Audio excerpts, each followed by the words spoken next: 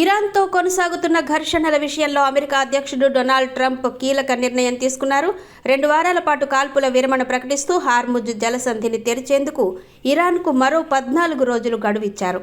పాకిస్తాన్ ప్రధాని Shehbaz Sharif, field marshal Asim Munir చేసిన ప్రతిపాదనలకు సానుకూలంగా స్పందించిన ట్రంప్ ఈ మేరకు తన ట్రూత్ సోషల్ వేదికగా వివరాలను వెల్లడించారు. పశ్చిమాసియాలో శాంతిని నెలకొల్పడానికి ఈ గడువు ఉపయోగపడుతుందని ఆయన ఆశాభావం వ్యక్తం చేశారు. ఇరాన్ పంపిన 10 సూత్రాల ప్రతిపాదనలు సానుకూలంగా ఉన్నాయని, చర్చలు ప్రస్తుతం కీలక దశకు చేరుకున్నాయని ట్రంప్ పేర్కొన్నారు.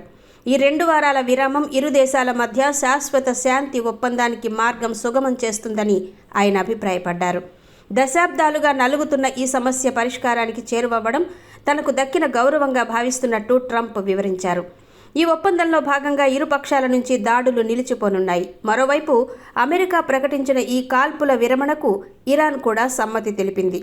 పాక్ ప్రధాని అభ్యర్థన మేరకు చర్చలకు సిద్ధమని ప్రకటించిన ఇరాన్ యుద్ధం ముగింపునకు కృషి చేస్తున్న పాకిస్తాన్కు కృతజ్ఞతలు తెలిపింది.